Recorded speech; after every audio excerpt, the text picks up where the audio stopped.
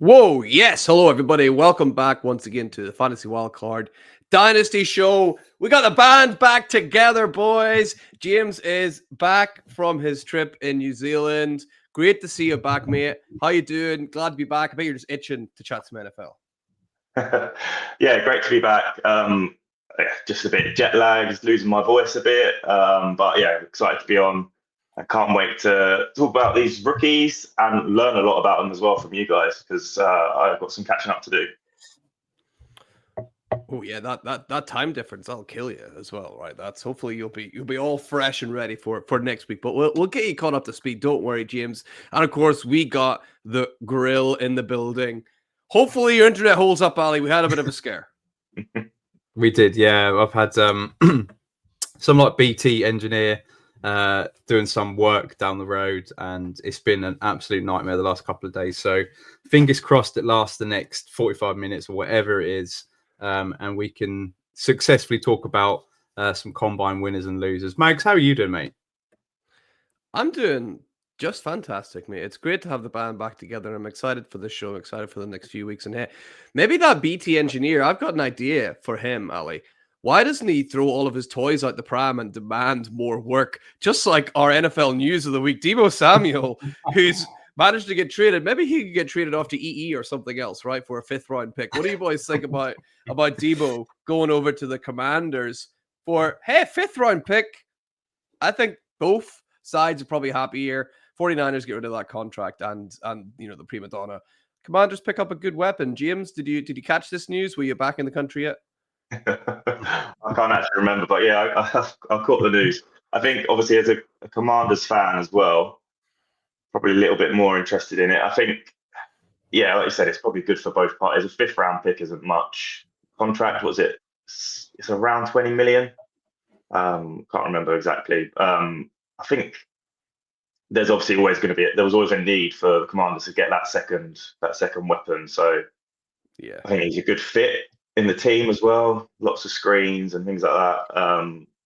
So yeah, there's a bit of a risk with that sizable contract, but the Commanders obviously had a lot of cap space.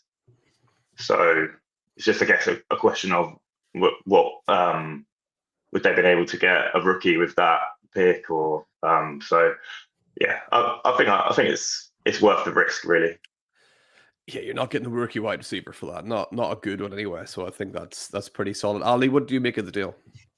Yeah, I think it's a no-brainer for both parties. The 49ers obviously want to get rid of that on their cap, and Deebo, probably it was time for a change of scenery, going to a team that's definitely on the rise. I just think it's another wrinkle to their offense that was already pretty dynamic last year. So you got Jalen Daniels, and if we can get a little bit of vintage Deebo Samuel, maybe taking the ball in the backfield, and yeah, I think it's interesting, and it's another wrinkle and something that the rest of the NFC East are going to have to look out for, because he's going to be fired up. He's got a chip on his shoulder. I think it's worth it for a 5th round pick. Yep, absolutely agreed. All right, lads, let's fire into our main talk. Welcome, by the way, if you're here. If you haven't already, go check out our YouTube channel as well. We're trying to build up a nice audience there. If you're on there, hey, welcome, hello. Make sure you hit that subscribe button too. Thank you very much. Let's chat some rookies, boys, shall we? Let's start off with the good. All right, we'll get to the bad later, but let's start off with the combine winners. James, we're going to pitch it to you first. Can you tell me your first combine winner? I think we're all going to unanimously agree on this one because this guy had a day. Yeah, I'm going to struggle with his first name. I think it's Bhayshul, Tuten. Bhayshul, what are those? Bhayshul. Yeah, you guys probably know a bit more about that than I do. But yeah, obviously the combine stats for him, I think it was at 4.32 40 time, which was easily the best of the running backs. I think he also smashed the vertical. Was somewhere up there on the broad jump as well. Not that I know what that is, but I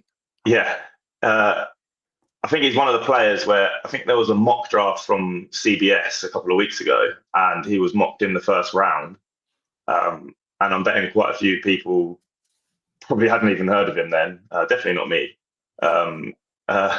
But yeah, obviously, even with this combine, there's no way that he's going to be in a first round pick with all those other running backs that are there above him. But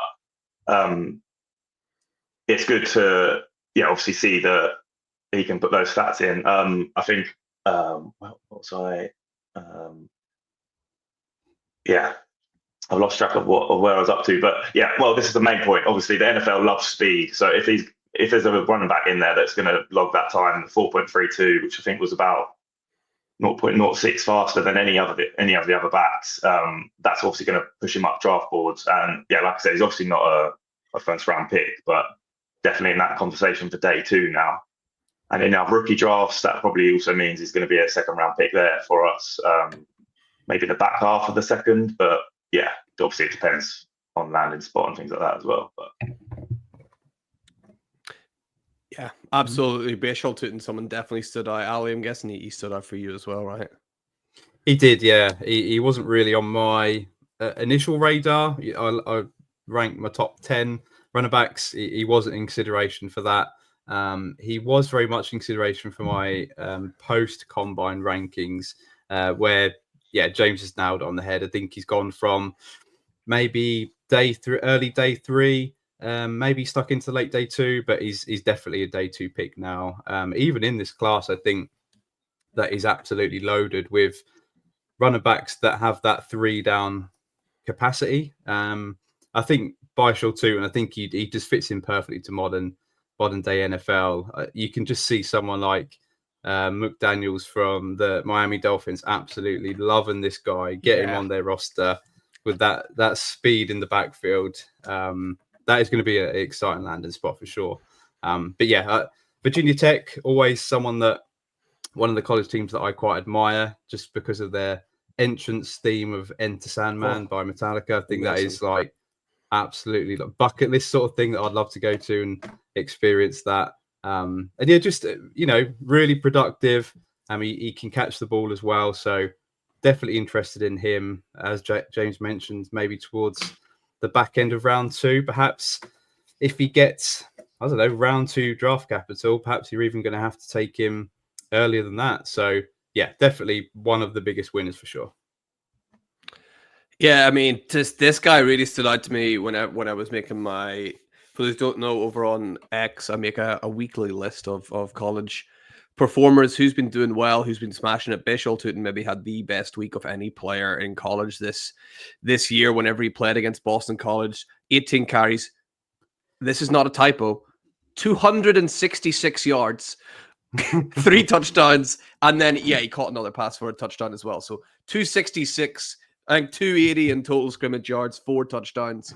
Yeah, smashed it. So that guy showed glimpses of what he can do in college. He's shown you he's an amazing athlete. Yeah, watch this space for Bhayshul Tuten for sure. Ali, we talked about first round / second round. The guy you've picked, he's really making a case to be a first round NFL draft receiver. Yeah, it's a bit sad, really, because this is someone that I fell in love with so early into the process. It is obviously Matthew Golden, someone that I do mention probably far too much. But slightly annoying just because of the fact that in the mock drafts that I was doing, I was able to get him, in round 2, early round 2. But in terms of the real life NFL, I think he's sort of on that end of round 1, beginning of round 2 cusp. I think he's firmly now. They even talked about him being a mid first round prospect now and a lock to go there. So that is, it's exciting. Obviously, he absolutely smashed it with his 40 time, 4.29. It was the fastest 40. But yeah, this is a guy that at 5'11", 191 pounds. He's actually been taking a lot of criticism from quite a lot of analysts where they don't quite see it. He wasn't uber productive at Texas. He had his best season this year after transferring, 987 receiving yards, 9 touchdowns, led the team in yardage, didn't lead the team in receptions, though. That was tight end Gunnar Helm, who didn't have a great combine, I think mainly because he had a dodgy ankle, he snapped his ankle or something. Nasty. Oh, really? Yeah. What a fighter, though. Yeah. But yeah, the sort of the knock on him has been the production in season. It was very, very much up or down. and they say, well, he's only going to be going round one because of what he managed to do in the college playoffs, where he had 411 out of his 987 receiving yards actually in the playoffs. Now, to me, I actually think that's a really good thing because he's producing his best at a time when his team needed him. He helped put the team on his back, and it was against the toughest opposition. So that is, it's a what have you shown me lately approach, which is something that I always like. If a guy breaks out in year one, but then does nothing for the next 2 years, that's kind of a red flag to me. Whereas I think I like prospects where perhaps they don't have the best freshman season, but perhaps they build it up and then come junior, senior, maybe they're hitting their stride and they're ready for the NFL. So yeah, I really like Matthew Golden. Just his all-round game. He's such a fluid route runner, great hands, versatile, can play at all three levels. And it's just a bonus for me that he's got that elite speed, because it's not something that people thought about when they think of Matthew Golden. I mean, actually, Isaiah Bond, his teammate, is someone that you thought was the faster of the two. Didn't turn out to be that way in the 40 time. Perhaps we'll speak about that later. But yeah, I think that he is going to be now drafted round one of your rookie drafts. I was, projecting him to go the back half, perhaps even 11 and 12. But perhaps if he gets picked, say, in the top 15, 16, 17 picks in the NFL draft, I think it's definitely likely that he can then go middle of round one, perhaps even before one or two of these quarterbacks, because as we know, it's not a great quarterback class. But yeah, I think when you talk about the big winners of the combine, you think of Bhayshul Tuten and you think of Matthew Golden for me. Yeah, absolutely agreed. And James, you in agreement here? Matthew Golden, standout player for you? Yeah, definitely. I mean, I've even seen, I can't remember who it was, but someone said that he was almost a lock to be the first wide receiver taken. Did you guys see that? I think the quote was almost certain to be the first wide receiver. I'm not 100% on who, I can't remember exactly who that was, and obviously it doesn't seem very likely, but that's too rich for me. Yeah. Yeah. For sure. Yeah, that is that's too rich for me. But yeah, that's still a stud, still a star for me. First round receiver, Matthew Golden. Definitely helped by his awesome performance at the combine. So hey, I'm gonna talk a little bit about Jaxson Dart, guys. What a great showing. I mean, helped by perhaps the absolute dog shit that the rest of the quarterbacks decided to put up. Jaxson Dart actually looks like he knew how to play the position. That kind of helped out a little bit. Look, the guy, he was the most productive deep thrower in college this year. I was kind of shocked to find out he was also the most productive intermediate thrower with a 95 passer rating on his intermediate throws. I would have been sure Shedeur Sanders would have taken that, but Jaxson Dart showing that he is productive there. He's the biggest of the best quarterbacks prospects-wise. He's 6'3", 220. He had the fastest zip on his throws as well. Don't know who he competed against. I think it was Brady Cook and that other guy from Arizona. I can't remember. Sure, whatever he's called. He's not relevant. And then he's also got, which I really, really like, he's got 4 years of experience, 3 years as a starter. We've seen that become a really important factor in the last couple of years. Bo Nix, lots of experience coming in, did really well. Jaylin Daniels, lots of experience, did really well. And then we've seen guys like Anthony Richardson, even to an extent, Caleb Williams, kind of struggle because they don't have that same experience as these guys have. So I think that, those reps are super important. Going back to the old San Francisco 49ers way, where you bring in a quarterback, you let him sit, you let him rest, give him the experience, and then power forward. I think Jaxson Dart's going to come in and going to do really well. He's done wonders, I think, for his profile here.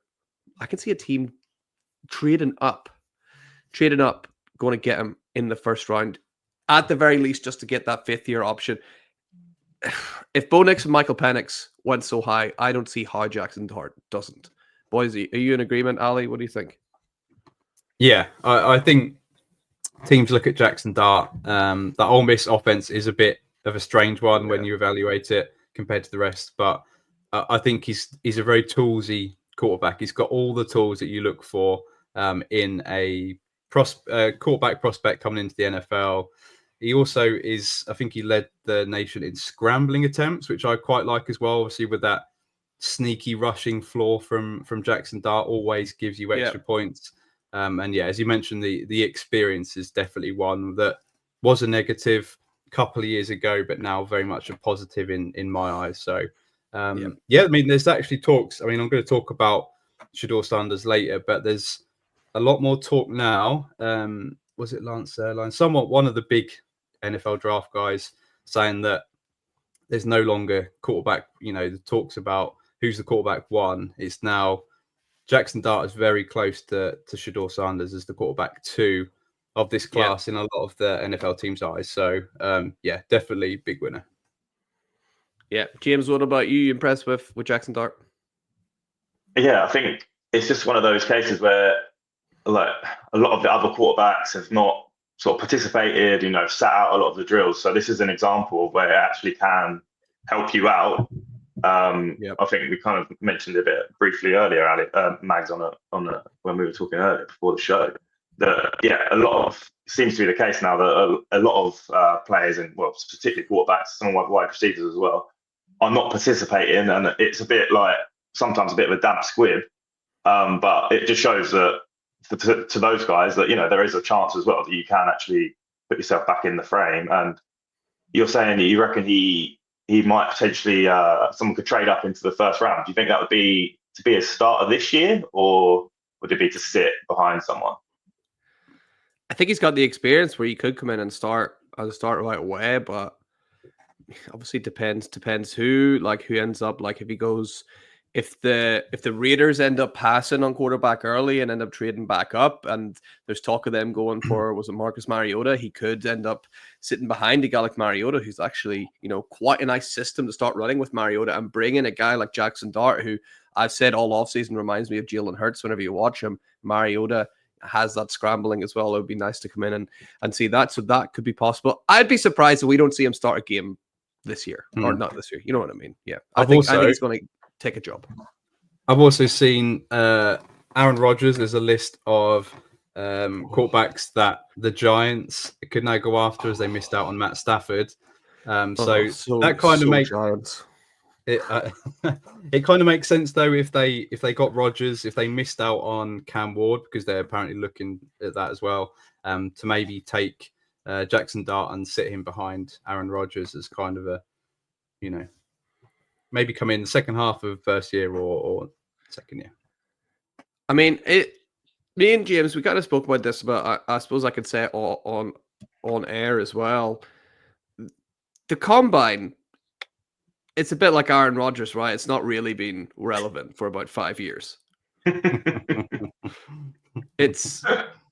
I'm enjoying it less and less every year. I don't know if you boys are. This year, I was kind of like, is it getting worse because of what we talked about? The main guy. I mean, was Ashton Genty even there? Like, what we do? What do you think? Ali, did you enjoy it less this year, or is it just me being grumpy? Yeah, I did. Yeah, it's getting slightly less just because when you've got the big names, I think they're being advised more and more that they don't need to go to the combine. They know that there may be a first round lock. So it is disappointing to not see these big scores being put up. And I don't get it really, but it is what it is. And I agree. I think it's going to happen more and more. The bigger prospects are going to keep pulling out. James, what do you think? Yeah, exactly the same. Yeah, it's a bit of a shame, isn't it, to see some of the big names not show up. But yeah, it just seems to be the way it's trending, and they kind of want to do it on their own terms, don't they? Their pro days and things like that, and throw to their own receivers, and it's kind of stuff like that. So yeah, it's a bit disappointing. That is what it is, I guess. Yeah, pro day where they can tweak that 40 machine as well. Watch if Jalen more on Milroe later, but if his hands grew, I wonder how fast that 40 is going to be. Right, that's going to be real interesting. So, well, let's shine some light on 3 more guys then that did show up and did perform. James, pitching it back to you first. Who have you got for your second riser of the combine? My second guy is Jaylin Noel, or Jalen Noel. I think he said some tweet about or something like that. So obviously with most of these guys, we're looking at people that have rise in the combine. Chances are they've got some sort of elite athleticism or some sort of elite trait that's put them on brought our attention to them over the last few days. So yeah, I think his 40 time was something like 4.39, just under 4.4, which is near the top. Obviously, it's not as good as Ali's boy Golden, but I think he also had the joint highest vertical of 41.5. So yeah, obviously some sort of elite traits there. He has probably got himself well and truly into that second tier, I guess, of wide receivers with his showing at the combine. I think actually, before I get onto that, the most interesting combine stat for me actually was his reps on the bench. So I don't know if this really translates to wide receiver production, but of all the wide receivers, he had 23 reps, which is about 3 or 4 more than anyone else. I think I looked back and kind of looking at in recent times, only really DK Metcalf with his sort of profile, and obviously pretty good for fantasy. Maybe not hit the highs that we would want, DK Metcalf, but it's not bad company. Obviously, I think it's pretty much a different player, but it's good to see, that kind of profile. I've also seen recently people who compare him to Amon-Ra St. Brown, which again I think may be a little bit of a stretch, but for me, it just seems a fun player. So it's good to see him test well. I was listening to the Athletic podcast earlier. And Dane Brugler said he also thought he was the best receiver at the Senior Bowl. And so it seems it's pretty locked in now that he's going to be a day 2 pick, which I'm not sure would have been the case a week ago. And similar with my other guy Tuten, I think that's going to mean he's a second round pick in our rookie drafts. Obviously, he could maybe squeak up a bit higher, but yeah, it's good to see. It's good to see a guy like Noel or Noel put himself out there. I'll pitch it over to Ali to see if he agrees. But my highlight for Jalen Noel, if you can find it, is look up in the Senior Bowl where he's getting pressed right at the line by one of the DBs, and he just big brothers him, and he 2 hands and shoves him over, and it looks like he's playing against a little child. He's so strong. Yeah, he's and that really translated into that bench. I think you're right to bring that up, James. Like that strength is going to be a real factor. We're not going to see him get bullied around on the field, which is going to be great to see. Just like, I mean, Amon-Ra St. Brown obviously has Mr. Universe as his dad, so he's had a pretty helpful trainer in his life. But Jalen Noel, Ali, was this a guy that you were thinking about as well? He had a pretty good combine, right? Oh yeah, he absolutely smashed it. If anybody's calling him Jalen Noel, I think it's certainly Christmas has come early for his agent and his family with that performance, and the dollar bills are coming. But yeah, I mean, actually, Lewis Wood, he's the one that put me on to Jalen Noel. Yep. With his profiles, just because he's been into Noel for a lot longer than what I have, and yeah, came to the fore at the combine.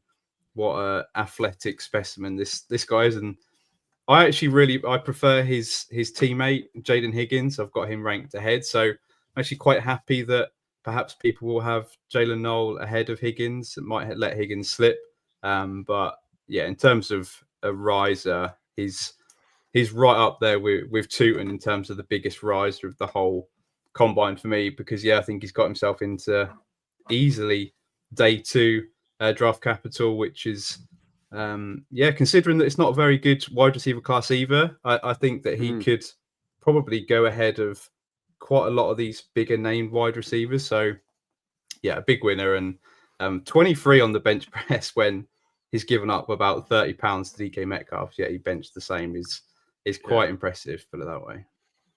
Yeah, impressive indeed. And of course, speaking of Lewis Wood, hopefully, by the time this releases, hopefully everyone had a lovely pancake day as well. Let's shout out everyone. Have a pancake day. Ali, we could do a whole separate podcast about this next player and how much of an absolute beast he is, right? Yeah, I feel like I've cheated a little bit because he's not really a big riser in terms of he's gone from running back 10 to running back 2, because this guy was running back 2 and he's still running back 2 for me. So he's not risen much for me, but I think the general consensus is that Omarion Hampton, he was sort of in the mix for running back 2 for a lot of people. I know Trevion Henderson has been really, really popular to a lot of the community, but I've always had Hampton as my RB2, and I think this has just been confirmation that he's firmly RB2. And in fact, I've personally got Janty in his own tier. Then I've got Hampton in another separate tier before the rest of my running backs. So it just shows that he's broken away from those. And I've even seen rumours. I mean, these just ridiculous off-season rumours that multiple teams have Omarion Hampton over Ashton Janty on their big board, which I don't quite believe. I think they're obviously different running backs, but I think if Hampton was to go before Janty in the draft, that would be a big surprise for me. But yeah, in terms of the combine, he absolutely smashed it. Such a solid combine. Took part in all the metrics other than the 3 cones. So I think he done more than perhaps all the other running backs. 4.4640 was really, really good for someone that I think at 221 pounds. So that he's a thick boy, and to run that quick is impressive. His vertical was impressive. He was 3rd in the broad jump, 4th in the bench press. So just all round, really, really impressive. His RAS score I thought was interesting because if you use this metric at all, he scored 9.93. His athletic score was, which was 14th out of 1,909 running backs since 1987. I don't know who's keeping track of all that, but that seems pretty impressive to me. And just, I mean, when I've been scouting him, he just pops out as just an absolute complete back that I think had it been not for Ashton Janty in this class, I think people would be labeling Hampton as absolutely special. He's just so powerful, solid pass catcher. His pass block is really good. He's been ultra productive in college. Over 1,200 yards after contact this year, which was 2nd in college football, obviously behind Ashton Janty, who's ridiculous numbers, and 73 missed tackles forced this season. So yeah, he's not so much a riser in terms of position, but solidified himself as, for me, in terms of rookie drafts, he's got to go in the top 4 picks. Yeah, it reminds me a little bit, not in the same way as how good of prospects these 2 players were. But this time last year, we were screaming on this show, especially the Podfather Kev. We were chatting about Marvin Harrison Jr. and Malik Neighbors. We were like, just because he's the 2nd best wide receiver doesn't mean that he's not really, really, really good. And I feel like it's the same with Omarion Hampton. Just because he's the 2nd best running back in this class doesn't mean that he's not really damn good. Don't think I'd take him above. I mean, Ashton Janty had more yards if you just included his yards after contact than Omarion Hampton did yards in college last year. So let's not get crazy about maybe taking him over Janty. But man, I love that he did everything. We can't criticize these players for doing nothing and then not just lump all the praise on Omarion Hampton for turning up, just saying, you know what, just give me, I'll do everything you got. Apart from, I don't know, maybe he's taking a piss during the 3 cone. I don't know what happened there, but I loved it. I loved seeing him do absolutely everything. Good on Omarion Hampton. James, you must have been impressed with him as well. Yeah, exactly. Hard to really come up with anything against the arguments that you guys have said there. Really impressive. Obviously, it would have been regardless of what he did at the combine. He could have done nothing like some of these other guys. I did have a question though. Obviously, if we're looking at putting him into a different draft class, obviously last year I'm assuming he'd be the RB1. Would he be RB3 the year before behind Gibbs and Bijan? In terms of a prospect, that'd be pretty close, right, Ali? He'd be right there with Gibbs. He wouldn't be ahead of Bijan. Yeah. I think Bijan is up there with Saquon Barkley in terms of a prospect, but Gibbs was a step down for me. But I think I'd have him right up there with Gibbs. So it's pretty interesting because Gibbs was a top 10 pick, wasn't he, in the draft? So obviously he's not going to. It's unlikely that Hampton's going to be, but it'd be interesting to see where he does finish. And that was we had the same conversation with Gibbs where we heard that some people were thinking about taking Gibbs ahead of Bijan, and everyone thought this is crazy. And then the Lions take him there, and it's worked out worked out pretty well. Gibbs has had a better career than Bijan thus far. I think that's pretty safe to say. So, yeah, it's going to be real interesting to follow Hampton.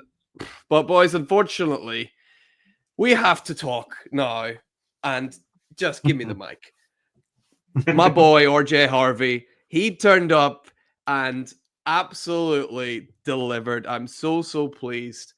All the talk I've done in the offseason about how much I love this guy, how much I think he's a great prospect. He turned up at the combine, absolutely smashed it. Among all the running backs that were there, he was top 5 in the 40, top 5 in the shuttle, top 7 in the bench and the broad and the vert, showing that he's just an incredible athlete. Sure, he's a little bit small, but guy is a superb athlete, really strong. Doesn't look like he's going to get shoved off the ball anytime soon. His numbers in college are absolutely electric. His speed shows as well. It's not just whatever competition he's playing. He showed it on the track as well. And he also went out there and caught some passes as well, which we know is huge for fantasy. I expected this from RJ Harvey, but I'm just so glad that he managed to deliver it. I don't know if it's an overall slam dunk win, but I had to mention my boy. James, have you paying any attention to RJ Harvey at all? Not as much as you. No one has. What's your dream scenario, like realistic scenario of where Kansas City Chiefs, baby? Get him on the Chiefs. Which first or second round? What round? RJ Harvey, I think he's probably going to be a third round guy. I would say he'll be a third round guy. Yeah, there's. I'm not trying to push him as a superb. Like, you got to take this guy in the first one. I think he's of the guys that we see every year. For example, Bucky Irving last year. There's going to be these guys that are pushed around. You can get them later on your draft, and there's always one that's a complete gem. I see RJ Harvey as that guy this year. That is that gem you can get a little bit later. Ali, you know I'm on this train. Shout out Matt the Weatherman as well. He's on this RJ Harvey train as well, and we're trying to drive as many people on it as possible. Ali, are you hopping aboard? Yeah, I feel like I see a daily tweet from Matt about RJ Harvey, which is always quite amusing. But I mean, this is the guy that was touting Puka Nacua when no one else was a few years ago, and look what happened there. So sometimes you have to just check in with the weather now and again. But yeah, I mean, you mentioned his name there, actually, Bucky Irving, in kind of not quite the same play style, but someone that's a smaller back that actually plays a lot bigger and stronger than perhaps he is, faster than what perhaps he put down as well. And yeah, this guy's been really, really productive the last couple of seasons. He's caught over 60 passes the last 3 seasons. He's averaging about 1,700 yards the last 2 years. And this year, 22 touchdowns on the ground alone, 3 through the year. Yeah. This is, ultra productive. Someone that, I wouldn't be surprised if you draft him in your rookie drafts he may go mid-third round, perhaps even later than that. When there's a lot of names that are actually being pushed into the third round. He could go late third, and people are looking back. This is the region where Bucky Irving was going last year, as you mentioned, Mags, and people are like, damn, that's the one that slipped through the net. So yeah, RJ Harvey, definitely really like him. Yeah, absolutely. He's the man. He's the man. I can't wait to see it. And hopefully he'll be a Chief. Hopefully. Right. Boys, we've talked at length about these winners. We got to talk about some of the losers. There are some guys that we're not going to have full time to go ahead and mention. We're not going to be able to get to Tez Johnson. Hey, you boys ever seen Space Jam with Michael Jordan friends? Like, I'm not tall, but I'm slow. That's Tez Johnson, right? That guy is just like all-time doo-doo performance. Gunnar Helm, we always spoke about him. Like, that big ankle low slowing him down. Ollie Gordon's on this list. I thought Ollie Gordon turned up in better shape than I've seen him all season. So that's I suppose, a small win. Caleb Johnson didn't have the best of days. Harold Fannin Jr. People killing Harold Fannin Jr. online. I'm not ready to kill him just yet, but he's getting good. So hopefully that'll lower his draft stock and we can just sweep up some more Harold Fannin. But we're going to focus on 3 players in particular. James, we mentioned this guy a little bit earlier being outdone by the golden boy himself, Isaiah Bond should have learned to keep his mouth shut, right? Yeah, absolutely. Yeah. There's no real like nuanced analysis to this, but I feel like we have to speak about him. You just can't come out and say you're going to break records and then just be middle tier, middle of the road. I think you mentioned it with Golden. He was also outproduced by Gunnar Helm, wasn't he? Right in college as well. So it's not really like there's too much for Isaiah Bond to fall back on. I'm not even sure if we've said his name. But yeah, I think he's looking at being a day 3 pick now, really, in the draft. I think obviously if he'd have come out and if he'd have broken records like he said he was going to do, he could have put himself in that second tier wide receiver conversation. But I think he's nothing more than a third day 3 pick now and a third round rookie draft pick as well, I guess. At the end of the day, the NFL loves speed, and actually, to be fair, I think I've seen some other things floating around where even though he didn't get the fastest 40 time, he did clock the fastest miles per hour speed across all the different drills and things like that. So give him a bit of credit there. Maybe he just bottled it on the 40. I'm not sure. But yeah, the NFL loves speed, but obviously with Ali's boy Golden being faster, it's kind of dropped him down the board. And I think it's going to be nothing more kind of a bit of a flyer for us in fantasy now. He just, to me, and I don't know why this player always pops into my mind, but Jalen Guyton, you guys remember Jalen Guyton? His entire job was to run really fast up and down for the Chargers, and that was it. I'm like, that could end up being Isaiah Bond if he's not careful. He's obviously got more nuance to his game than Jalen Guyton, but yeah, he didn't have a good showing. That miles per hour thing might save him in the end, though. Ali, you can't have been too impressed with what Bond did either. No, not really. When you look back, sort of beginning of the season, nearly everybody would have Bond comfortably ahead of Matthew Golden, and just the complete opposite direction that both of them have found themselves in. It is a sad one, but he should have kept his mouth shut. There's not too much to say on Bond. I think he's obviously a big name, especially in the Devy realms, but this is a guy that's going to certainly slip, and he could be a value later on in the draft, depending on how far he falls. But in terms of a faller, this guy's definitely a faller, and it's a shame because if you look at this guy's highlight tape, you'd think that he was an absolute superstar, because you think, wow, look at he's absolutely rapid and no one can catch him on the field, and then he just disappears. He's not productive. So he's a really difficult prospect who I feel like in some drafts, could end up a value, but definitely a faller for this process. Yeah, Isaiah Bond definitely left shaken, not stirred after the combine. Thank you very much, everybody. So, Ali, let's pitch it to you for your loser of this combine. I couldn't agree with you more. Yeah, Shedeur Sanders, Colorado quarterback, and it does seem a little bit harsh because he didn't like run a slow 40. In fact, he didn't do anything other than give media interviews and give teams interviews. Just the reports from the NFL, wherever you look, are that his draft stock is absolutely falling. Mentioned it earlier that it was very much a 1A 1B in terms of the quarterbacks coming into the process the last couple of months, but it's no longer a competition at all. And when you look at the interviews, there's been some that actually say that he interviewed really well, but most of them say that he looked disinterested, he was cocky, brash was even labeled. And then I saw a mock draft of this is Trevor Sycamore, big Buccaneers fan.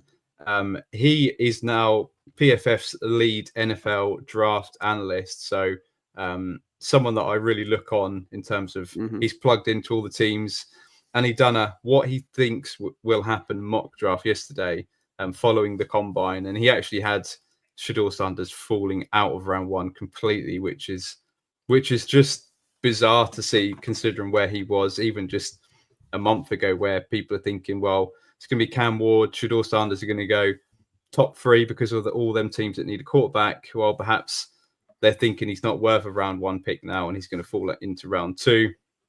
So I think with that, he's obviously going to fall in rookie drafts as well. I mean, if he did fall, perhaps as a team take him at the end of round 1, perhaps he even goes behind Jaxson Dart. Where are you, how confident are you taking Shedeur Sanders ahead of some of the guys that have had a really good combine? I mean, we didn't even mention Quinshon Judkins, who had a really good combine. Luther Burden and Emeka Egbuka, really, really solid guys. Do you take him ahead of those guys? Do you know that they're going to be good NFL players?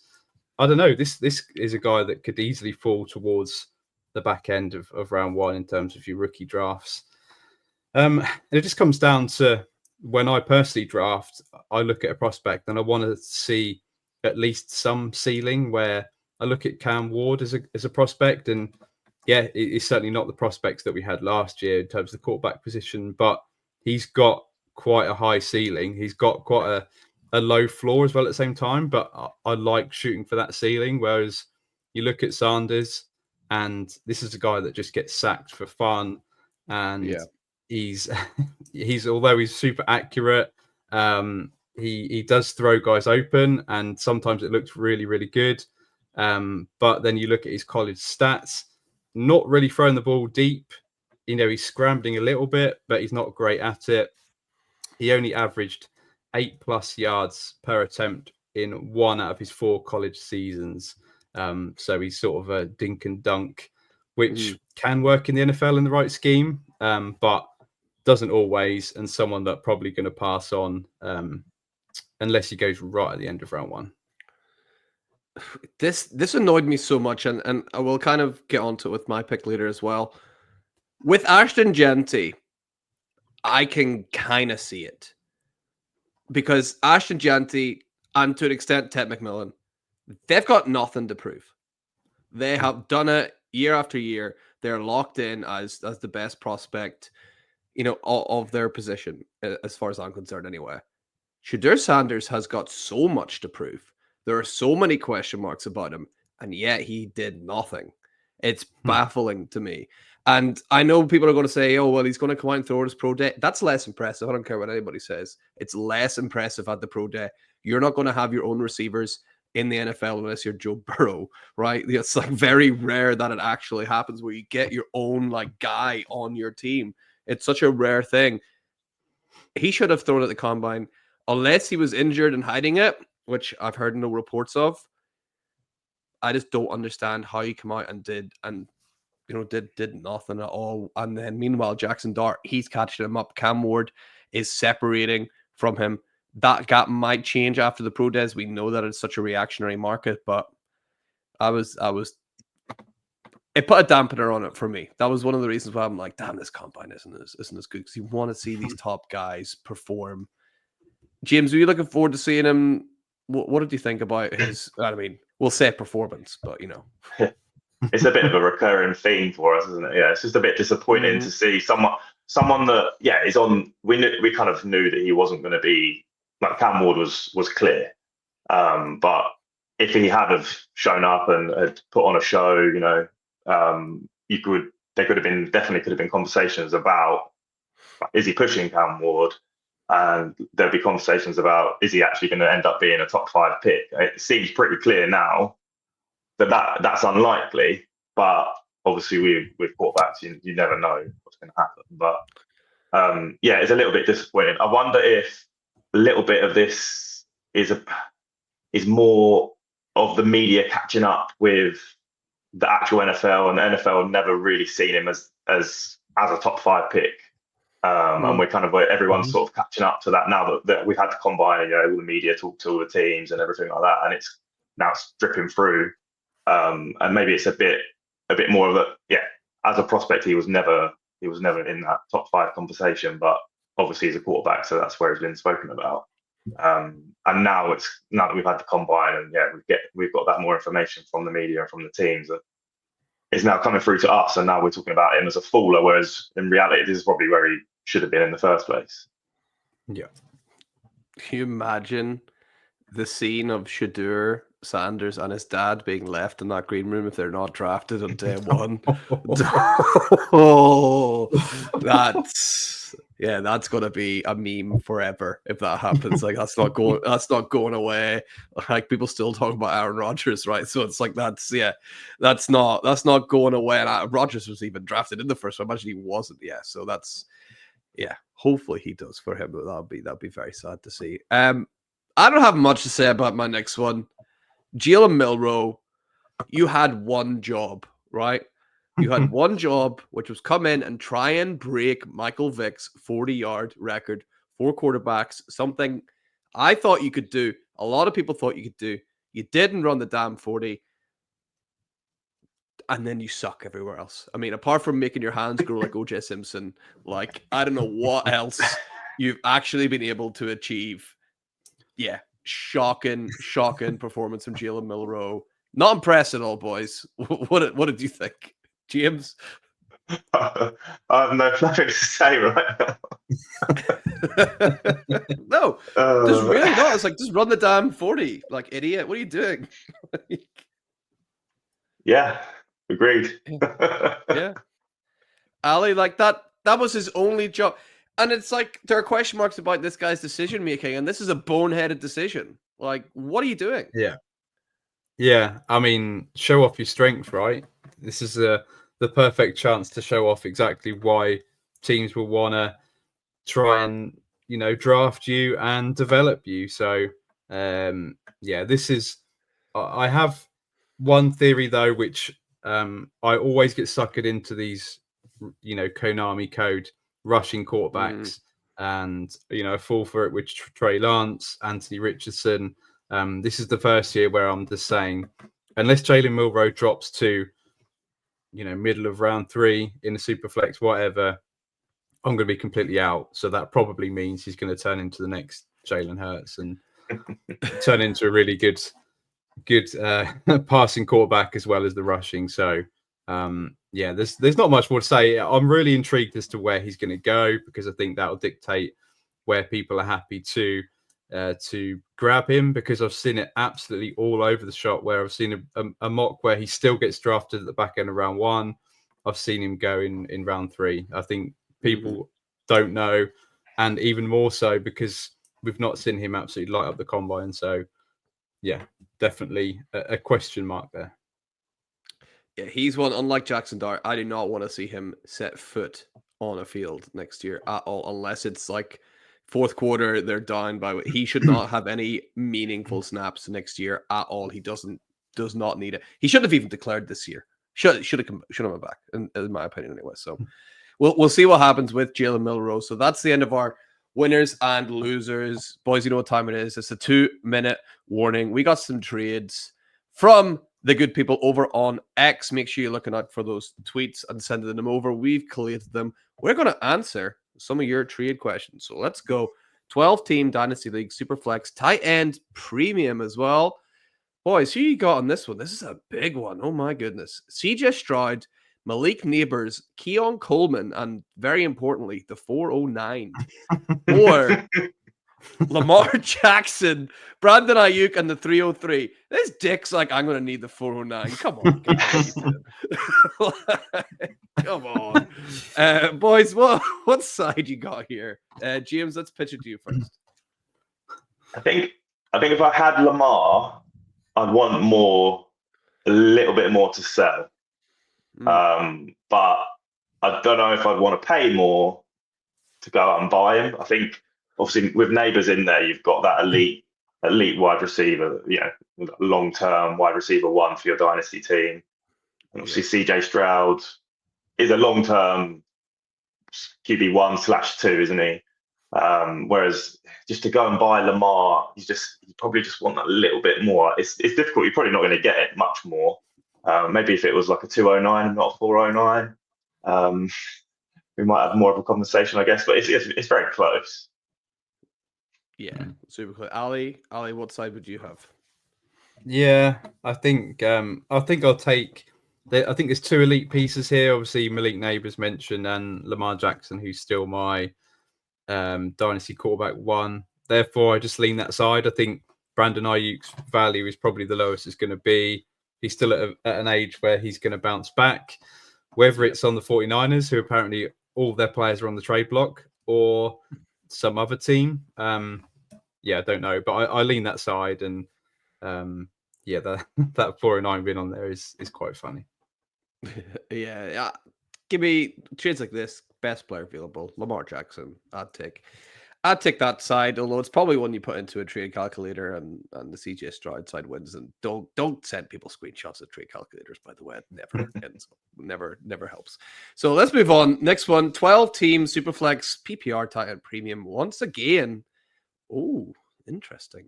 Side 1 has Chuba Hubbard, the 102, so potentially Ted McMillan, and the 111, or AJ Brown and Breece Hall. Very interesting trade. Ali, let's pitch it to you first this time. I'll make it. Although I have said that Chuba Hubbard, I think, is still a buy this offseason, because I think he's the forgotten man who's going to have the role again in 2025. I do still, I will lean the AJ Brown, Breece Hall side. I still think Breece Hall is borderline elite. I think AJ Brown is still up there with the elite players, and again, he's sort of forgotten about. I think he's probably worth almost 2 firsts, especially if one of them's early. And I'll definitely take Breece Hall over Chuba Hubbard. So that's the side that I lean. James? Yeah, I agree. It's definitely a lean rather than it being a definite decision. But yeah, you just take the 2 guys that you know are gonna what they can do, and obviously AJ Brown, Breece Hall. We probably want to see a little bit of a bounce back this year, don't we? Which I'm not sure we will, based on the Jets quarterback situation. But yeah, you've seen what we can get out of Breece Hall, and with that 111, you're not really sure. But yeah, like I said, that could end up being like a Shedeur Sanders or something like that we're quite disappointed with in the end. So yeah, definitely take the vets, but just a lean. Study to do at home. Go back over the last 4 or 5 years of your dynasty leagues and look at the player that went 111 and just shake your head, like, because that's what you'll be doing. Honestly, it's not good looking back into the first. It's not pretty a lot of the time. So it might sound good on paper getting the first, but it's a second with lipstick on at 111. So I'll take AJ Brown and Breece Hall pretty easily there as well, I think. All right, let's go. 12-team Superflex PPR tight end premium again. Hey. Oh, Ali, you ready? Bucky Irving, Marvin Harrison Jr., and the 303, or do we take the got to be pissed off T. Higgins, 107, 205, and 207? James, let's go to you first in this one. Who are you going with? I think this is going to be another lean where I take the side with the more players on it. So I would be taking the Bucky side to keep Ali happy. I think it probably comes down to Bucky versus that 107. I think the picks kind of equal out T and Marvin Harrison. When you consider you get 2 seconds with T. Bucky versus that 107. I think obviously we're quite excited by all these running backs that are coming through, and maybe that 107 is a wide receiver. But yeah, you just, from what we've seen out of Bucky last year, really shown that kind of RB1 potential. So I think I'll just take that side. Ali, you're taking the Bucky side, aren't you? It's slightly easier than the last trade, I think. I think production-wise, when you look at Marvin Harrison Jr. compared to T. Higgins, I think you're going to get a similar production probably the next 2 seasons. I think where value-wise, I think Marvin Harrison Jr. has scope to increase his value quite a bit if he now hits it, whereas T. Higgins is probably the highest he's going to be. And yeah, if you looked at Matthew Berry put out 25 pointers from the combine, he actually mentioned that the Buccaneers team were absolutely raving about Bucky Irving and that he's going to be the workhorse this year. So you want to get him on your fantasy team because he's going to smash. So yeah, I'll take that side because I think there's still growth with Marvin Harrison Jr. and Bucky's going to smash in 2025. Yep, 3 for 3 in that one. Marvin Harrison Jr., maybe my biggest buy in Dynasty right now. Do not give up on an elite prospect so easily. Go and get him while he's cheap. And hey, next trade, tie in premium again. T. Higgins in a trade deal again, but he wishes that were true. So we got T. Higgins on the 107 plus a 2026 second round pick. Or, hey, look at this. Jaxson, Smith and Jigba, and Tucker Craft. Ooh. This is interesting. Ali, what are you thinking on this one? Yeah, I'll probably go the T. Higgins side this time. I think I like a future second. I don't always like second round picks when it's this year, because when you look back, as you mentioned with the 111, how many second round picks actually hit? It's very, very low. Whereas I like to trade my future seconds away for proven players sort of in the run up to the playoffs and that. So yeah, it comes down to T. Higgins and Jaxson, Smith and Jigba. Probably have JSN ranked slightly ahead of T. Higgins in Dynasty, but Tucker Craft is a tight end that I like, but I don't think he's worth the 107. And then you've got a future second on top. So for me, it's the T. Higgins side. James? Yeah, I hate to agree again. I think we've agreed on them all, right? But yeah, you take off to the side of the 107 there. I think T. Higgins and JSN are pretty similar. And then, like Ali said, exactly, Tucker Craft isn't worth a mid-first and a second at this stage. So it'd be very hard to kind of, turn that one down. Well, you're both wrong, so that's fine. It's okay. It's easily the Jaxson, Smith and Jigba side. T. Higgins, I'm not happy starting T. Higgins most weeks. You never know what's going to happen. JSN, I'm putting in every week with a big smile on my face. Tucker Craft, I'm putting in every week with a big smile on my face. I'll punt the 107 and 26 second as a bit of a risk. Give me the Jaxson, Smith and Jigba side, but I'm a JSN holder as well. So yeah, we got one more, boys. Let's see if we're going to agree or disagree on this. No tight end premium. Let's don't forget that with the Tucker Craft as well. No tight end premium on this one though. DJ Moore and a 2026 third, or Jalen McMillan and a 205, a trade very difficult to get excited for. Ali, can you try? Yeah, obviously Jalen McMillan is my boy from the Buccaneers, and a lot of people really like him for how he finished the season. But I have very strong opinions that the team will re-sign Chris Godwin to at least a 2-year deal. We've still got Mike Evans. So I feel that Jalen McMillan will still be the third wide receiver. And I think that DJ Moore, with Ben Johnson coming in, I think will have a nice effect on him in Chicago. So I lean I don't lean actually. I'm going to pick DJ Moore side quite comfortably. Yeah, James? Yeah, this one's fairly straightforward. I think we're definitely all going to agree. Jalen McMillan isn't there yet to be considered sort of level value with DJ Moore. Yeah, that's an easy one as well at DJ Moore side for sure. Right, that brings us to the end of the 2-minute warning, and sadly, the end of the show, boys. What a great show it was! Great to have you back, James. Have you enjoyed being back on the show? Yeah, for sure. Great to be back and to kind of go through the combine with you guys. Looking forward to getting more into these rookies over the next few weeks. Yeah. Ali, great to have James back, right? It's the best 3 moving forward, right? It's the best 3. We used to have to carry Kev, and it's just a breath of fresh air that James is on the show now. Yeah, it's great to have the best 3 together, and keep a lookout for more Dynasty and rookie content coming in the next 3 weeks. Absolutely. Thank you everyone at home for joining in.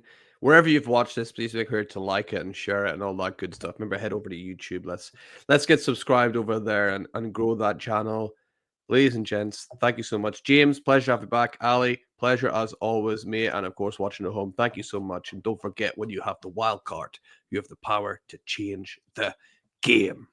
See you soon.